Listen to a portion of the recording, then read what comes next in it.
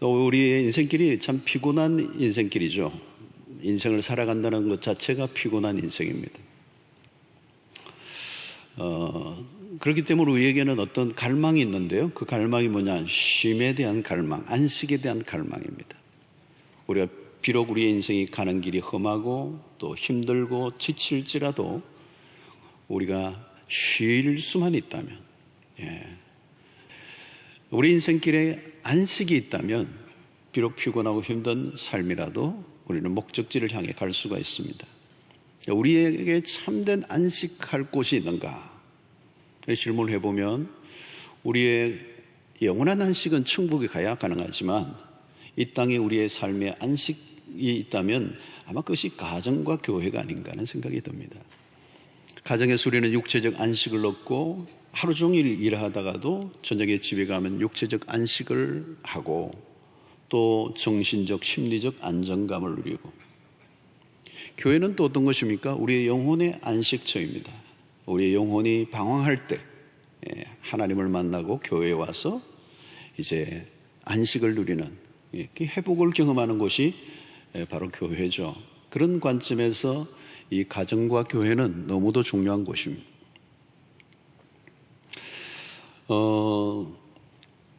그렇다면 우리의 가정이 과연 오늘 안식처가 될 수 있는가? 나는 지금 우리의 가정이 진정한 안식처인가? 아니면 반대로 우리의 가정이 더 전쟁터 같지는 않은가? 한번 점검해 볼 필요가 있습니다. 만약에 우리가 가정에서마저도 안식을 누리지 못한다면 갈 곳이 없는 인생이죠. 어디에 가겠습니까?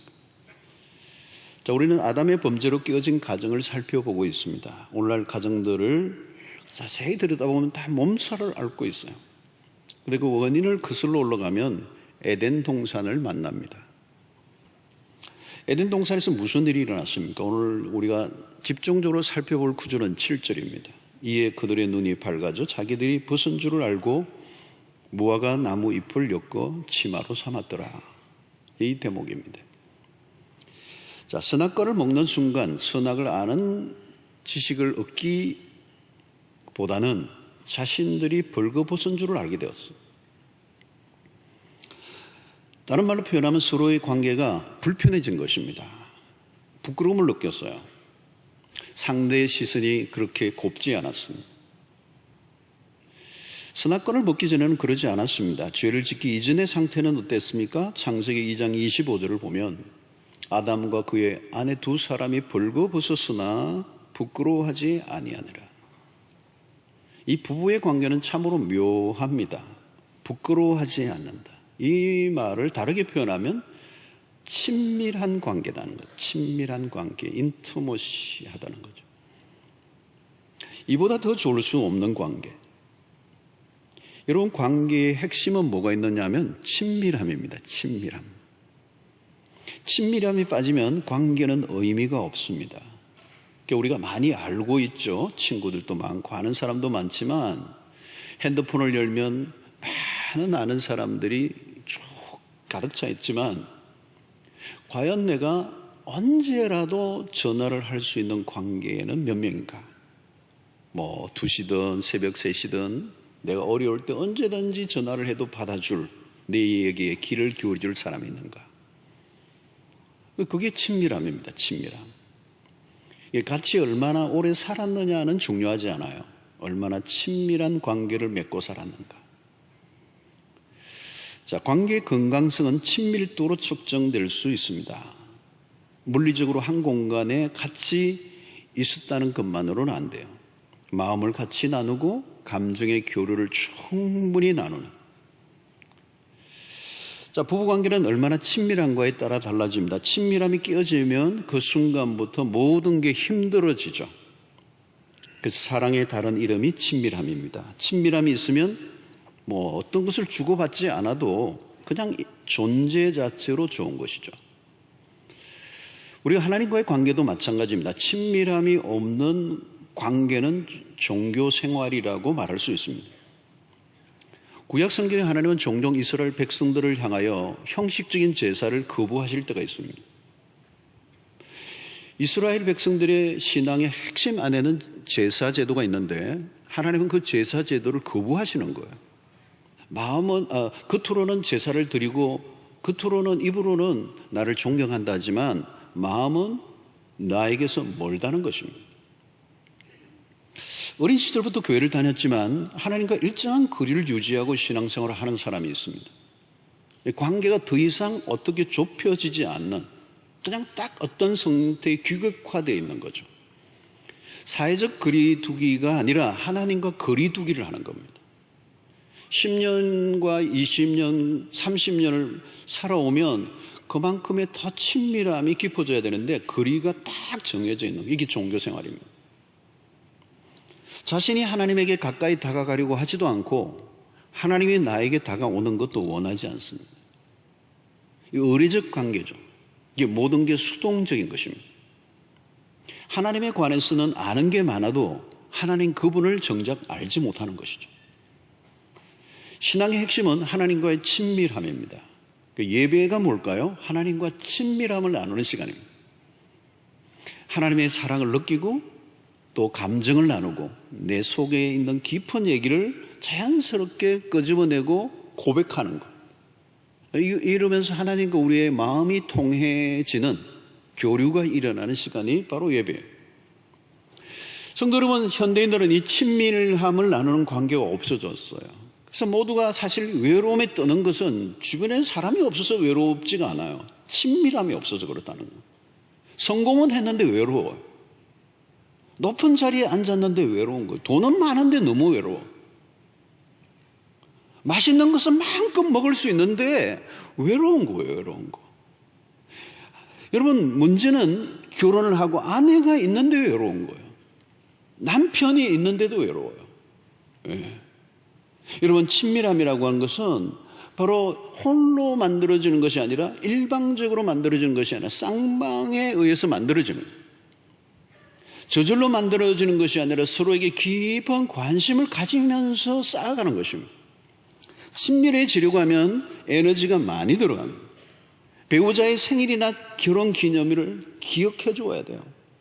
남자들은 이 아내의 생일이나 결혼 기념일을 잘 기억하지 못하고 때를 놓칠 때가 많습니다.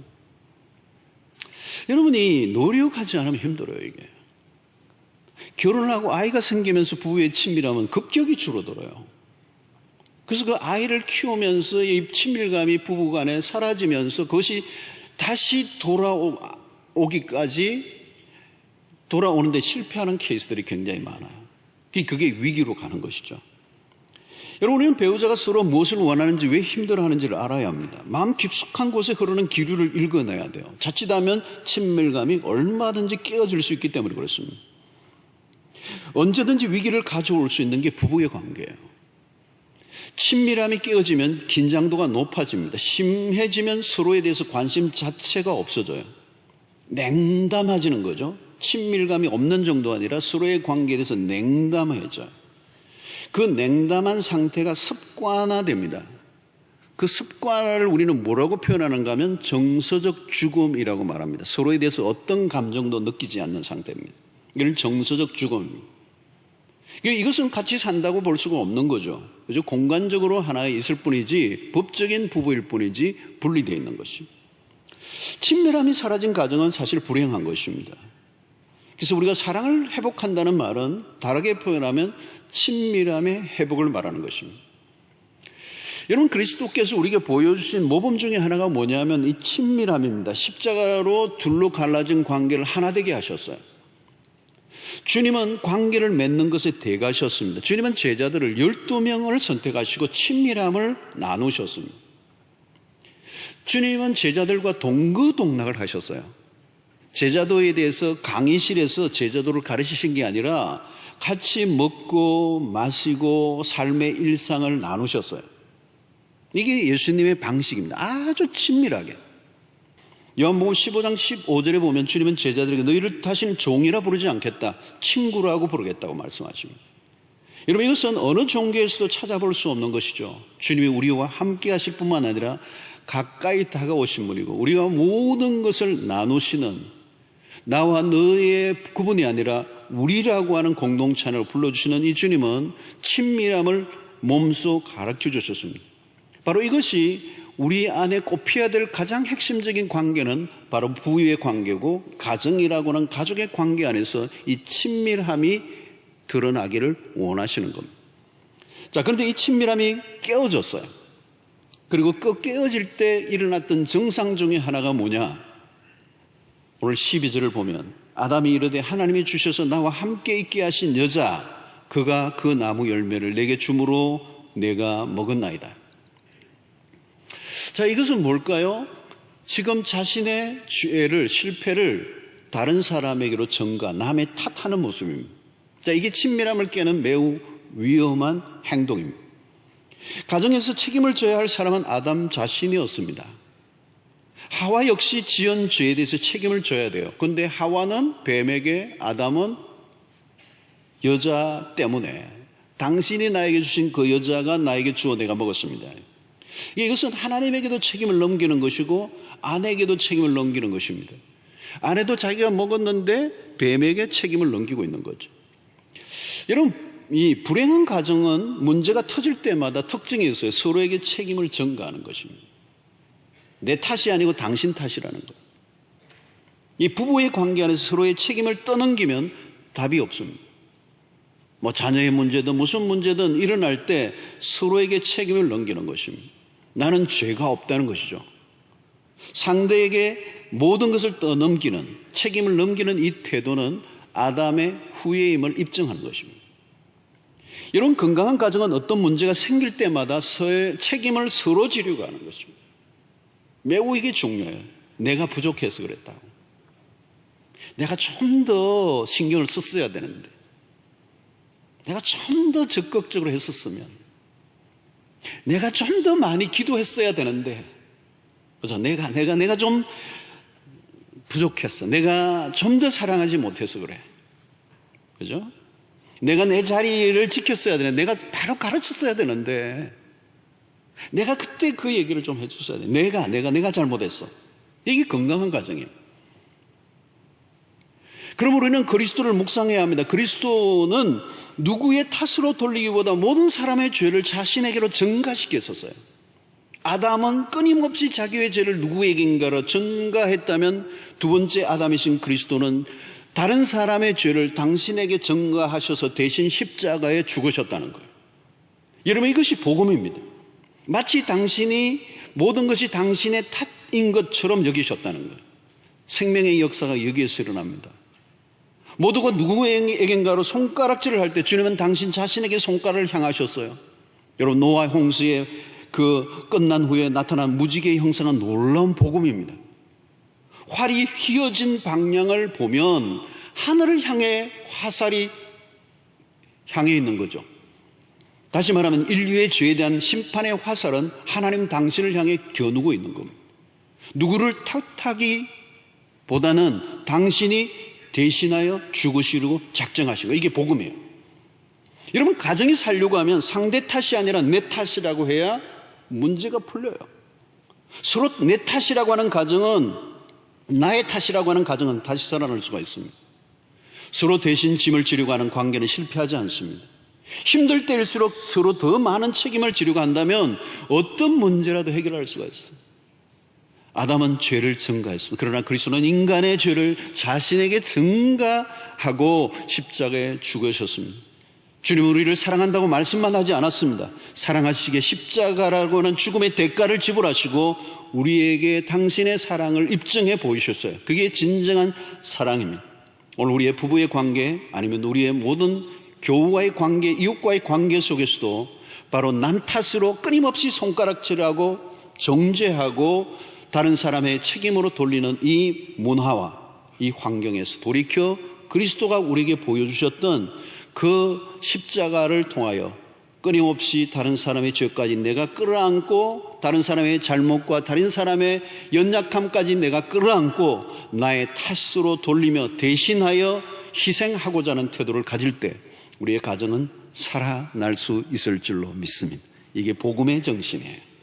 자, 두 번째는 우리는 이 선악과를 따먹은 이후에 그 부권을 얻기 위해서 했던 그들의 행동이 뭡니까? 무화과 나무 잎으로 치마를 만들어 입었다는 거예요. 이런 수치심으로 인한 인간의 역사가 시작이 되는데 뭐예요? 가림의 역사입니다. 옷으로 몸을 가리기 시작하는 데서부터 불행이 깊어졌어요. 숨길 것이 아니라 솔직히 자신들을 드러내고 도움을 구해야 살아날 수 있었습니다.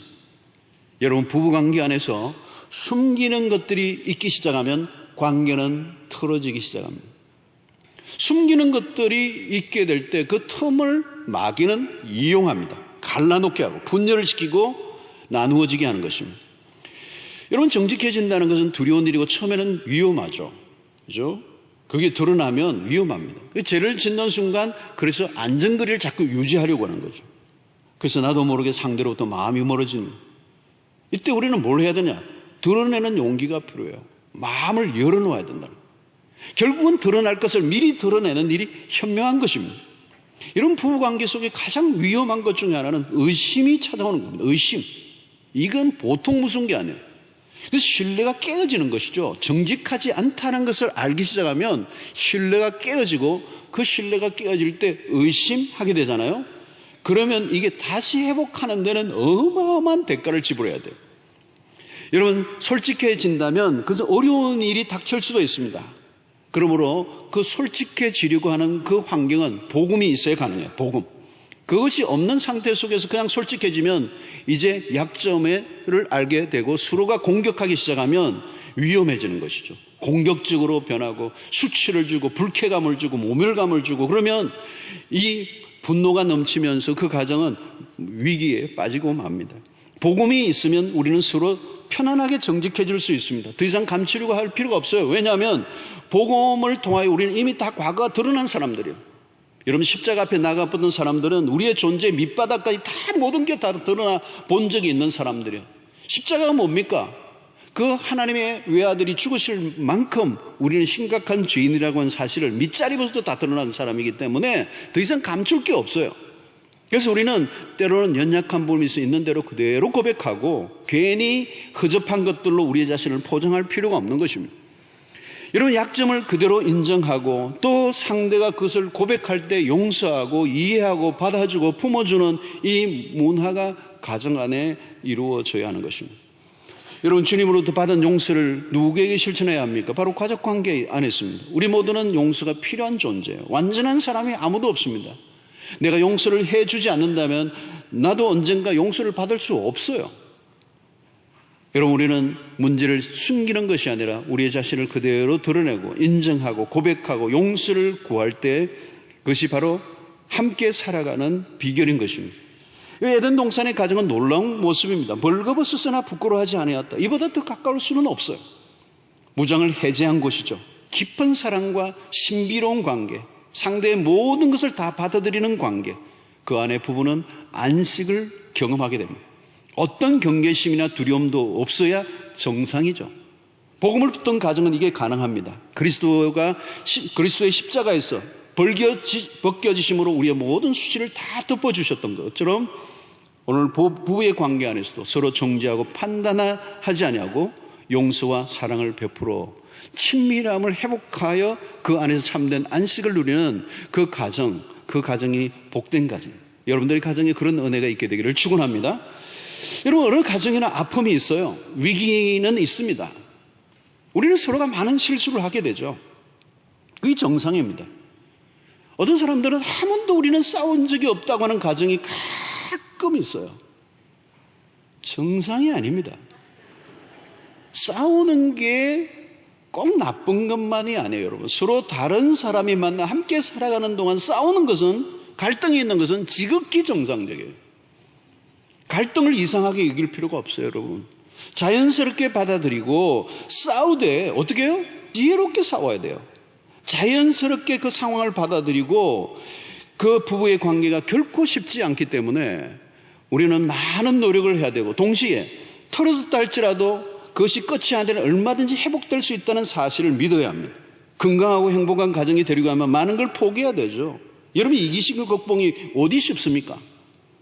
죄성은 수시로 자기 중심적인 삶으로 돌아가려고 합니다. 많은 희생을 해야 되고 포기를 해야 됩니다. 처음에는 나만 이런다고 되는가 하는 생각이 들고 손해보는 것 같지만 아니에요. 우리가 포기한 것보다 훨씬 더 크고 풍성한 행복과 기쁨이 몰려올 수 있습니다.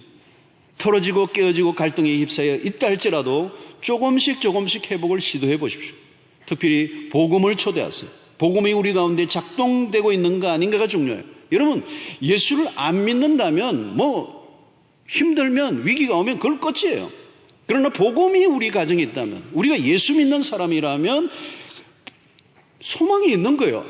아무리 악조건의 상황에 갔다 할지라도 복음이 역사하면 우리의 가정을 언제든지 회복시킬 수 있다는 믿음을 가져야 돼요. 복음은 능력이 있습니다, 여러분.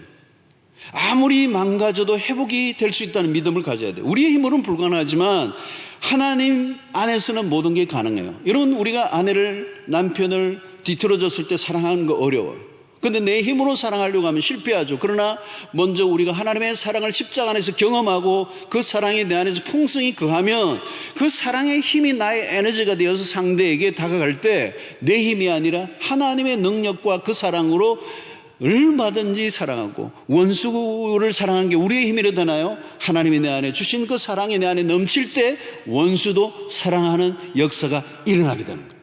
전에는 미움으로 가득 찼지만 이제는 미움이 안 생기는 이유는, 아무리 나에게 힘들게 하는 사람이라도 미움보다는 그에 대한 긍휼의 마음이 일어나고 그를 위하여 중보 기도가 일어나는 이유는 하나님의 사랑이 내 안에서 역사하고 있기 때문에 가능한 것입니다.